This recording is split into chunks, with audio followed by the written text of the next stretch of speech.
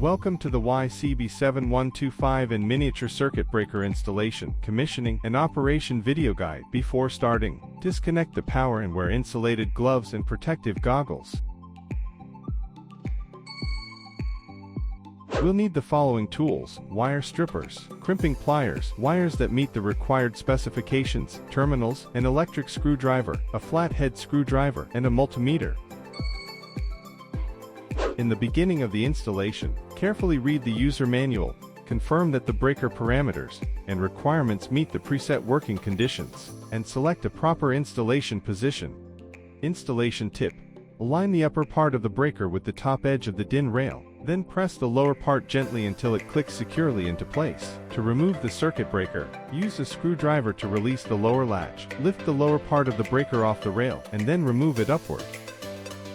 Next is wiring. Start by selecting the right wire size based on the breaker's rated current. Use a wire stripper to carefully remove 11 to 13 millimeters of insulation. This gives you the right length of exposed conductor. Then, crimp the terminal tightly using crimping pliers. Give it a light pull to check it's secure. After that, use an electric screwdriver with a preset torque setting to tighten the terminal screws. This ensures a safe and stable connection. Users may select either top or bottom line connection according to installation requirements for greater flexibility. When installing YCB7-125N in a distribution box, strictly follow the electrical wiring diagram to ensure each connection point is correct and secure. During installation, always comply with local electrical regulations and standards.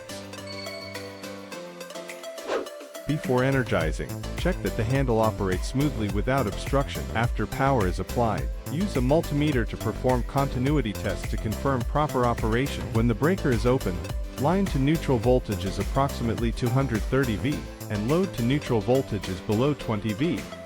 When closed, load to neutral voltage is approximately 230 V. After opening again, the voltage drops below 20 V. If any issues occur, refer to the troubleshooting guide for diagnostic methods and solutions to common problems, such as failure to close or frequent tripping. For more information, visit console.com or get in touch with us on social media.